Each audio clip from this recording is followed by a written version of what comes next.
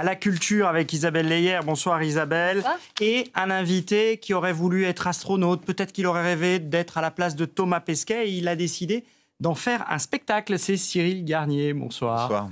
Merci d'être avec nous. Bonsoir. Et vous êtes interrogé par une qui aurait voulu être une artiste, mais elle l'est en fait. Quand même, c'est monsieur.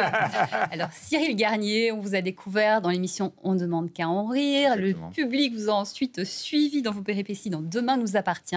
Aujourd'hui, vous montez effectivement sur scène avec ce spectacle qui s'appelle J'aurais voulu être astronaute. On y découvre, les amis, l'histoire de la conquête spatiale avec des anecdotes assez croustillantes, je dois le dire, mais on découvre aussi votre histoire, le début de cette passion, justement. D'où est née cette passion pour l'astronomie ? Eh bien, il se trouve que j'ai perdu mon père quand j'étais tout petit. Et tellement petit, j'avais 2 ans, je ne savais pas, je m'étais pas posé le problème de savoir où était mon père. Et donc un jour, j'ai demandé naïvement, j'ai dit, mais mon père, moi, il est où ? Et on m'a dit, il est dans le ciel. Et c'était un type super. Et donc j'ai projeté dans le ciel et sur les astronautes ma quête de modèle, de père, de héros, de mentor. Et je me suis passionné pour l'astronomie. Et effectivement, j'aurais voulu être astronaute.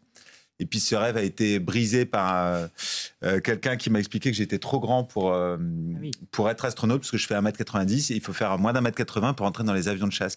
À l'époque, J'ai toutes mes dans les chances. années 90, allez-y, franchement. Alors, j'ai plus l'âge, quoi. Donc voilà. Eh bien, vous savez quoi, Cyril ? Je vous prends au mot, la preuve en images.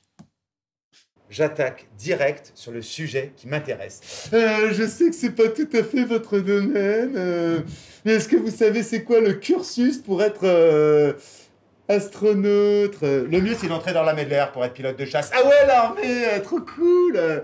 Et moi je suis scout depuis mes 8 ans, j'adore ça, hein. Tu as quel âge, petit? 14 ans, monsieur. Tu n'as même pas fini ta croissance et tu fais déjà 1m80. 1m81. Il faut faire moins d'1m80 pour entrer dans un jet. Tu ne seras jamais astronaute. Cyril Garnier, tout est vrai dans votre spectacle. Donc c'est vraiment, ça s'est passé, ça vous a coupé votre rêve. Mais bien sûr, ça m'a coupé mon rêve. J'avais 14 ans et j'ai eu un désintérêt des sciences. Alors j'ai continué un peu bon an, mal an. Puis un jour, je me suis dit, bon, faut que j'arrête, je vais faire autre chose. Et pour être une étoile, quoi de mieux qu'être un artiste ? Et voilà, je suis rentré à l'école de théâtre. Et puis, mon travail d'artiste m'a permis de participer à un jeu concours qui était organisé par une marque de déodorant et dont le premier prix était un voyage dans l'espace. C'était les débuts du tourisme spatial. Alors ça, c'est dingue. Moi, je vous connaissais à l'époque. On savait qu'il adorait tout l'espace. Et il y a eu un phénomène. Alors, expliquez peut-être comment ça s'est passé pour être sélectionné, parce que ça ne s'est pas fait comme ça. Ah non, bien sûr, il fallait créer un profil sur le site de la marque et collecter un maximum de likes. Il se trouve qu'effectivement, à l'époque, j'étais avec Laurent Ruquier sur France 2. Et donc, les fans ont massivement voté pour moi. Et je suis parti au Kennedy Space Center pendant 4 jours, suivre toute une série d'épreuves. On était 160 candidats. Et il y avait une vingtaine de tickets à gagner. Et le dernier soir, on était tous dans le Rocket Garden au Kennedy Space Center. Et j'ai reçu mon ticket pour l'espace des mains de Buzz Aldrin, qui était mon héros de toujours, quoi. Donc c'était un moment magique. Que vous avez rencontré et qui, pour la petite anecdote, c'est vous qui me l'avez dit, vient de se marier à l'âge de 93 ans, jour de son anniversaire. Comme quoi, il n'y a pas d'âge. Hein.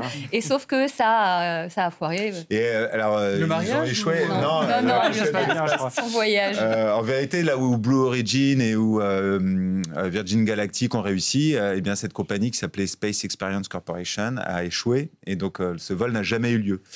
Et je me suis servi de ma frustration et de mon désir pour créer ce spectacle. Et je me suis dit, si je peux pas y aller pour de vrai, je vais y aller au théâtre. Et donc tous les soirs, j'emmène tous les gens avec moi dans ma petite fusée pour partir dans l'espace. Évidemment, vous racontez tout ça dans votre spectacle. Il se fait qu'au moment où, justement, cette mission s'annule, donc grande tristesse, vous étiez en binôme avec Guillaume Santou, Garnier Santou, célèbre duo, vous alliez partir sur un spectacle et tout. Sauf que Guillaume, il a une opportunité de rêve pour jouer dans son spectacle de rêve, il est obligé de partir réaliser son rêve. Et en fait, vous vous retrouvez avec rien. On vous propose une série, vous vous sentez dénigré. Finalement, il faut bien manger. Vous acceptez. Et là, il y a une phrase très intéressante dans votre spectacle qui dit, finalement, bon, cette série, c'est Demain nous appartient, hein, donc Ouais, effectivement. Et vous dites, finalement, j'ai compris quelque chose, c'est que parfois, on croit qu'on perd, mais en fait, on gagne. Exactement. Moi, je suis allé tourner cette série à reculons parce que pour moi, c'était Le soap, c'était vraiment ce qu'on faisait de moins bon pour un comédien. Et en fait, j'ai adoré. C'était fabuleux. Je me suis fait une super bande de potes avec Alexandre Brasseur. On est devenus très, très proches. Et vraiment, j'ai adoré tourner cette série. J'ai appris énormément de choses là-bas. Et c'était une très, très belle expérience. Oui, c'est ça, parce que vous avez appris à être... Vous étiez comédien, mais comédien de duo, d'humour, etc. Là, c'est un travail plus de comédie. C'est un autre travail pour la caméra. C'est un travail où il faut être rapide parce que ça tourne extrêmement rapidement. C'est un travail... sur la mémoire, l'interprétation, c'est très instinctif. Et donc, voilà, j'ai découvert une autre façon de travailler, parce qu'effectivement, au théâtre, on répète énormément. Même quand je faisais des sketchs sur France 2, c'est moi qui écrivais les sketchs, donc j'avais pas trop de problème pour les apprendre. Et là... ouais, pas la même économie. Hein. Voilà, c'est très différent. Mais c'était vraiment une très, très belle expérience. Puisqu'on est dans les petites phrases, vous dites « Tu veux devenir quelqu'un, alors fais quelque chose ». Cyril Garnier, on est quelqu'un. Alors, c'est quoi ce quelque chose derrière lequel vous courez? Dans mon spectacle, ce quelque chose, c'est faire quelque chose de ses 10 doigts, un petit peu. Oui. C'est de dire, malgré tous les rêves qu'on a, on n'est pas certain de les atteindre, mais en tout cas, en faisant quelque chose, en tentant une aventure.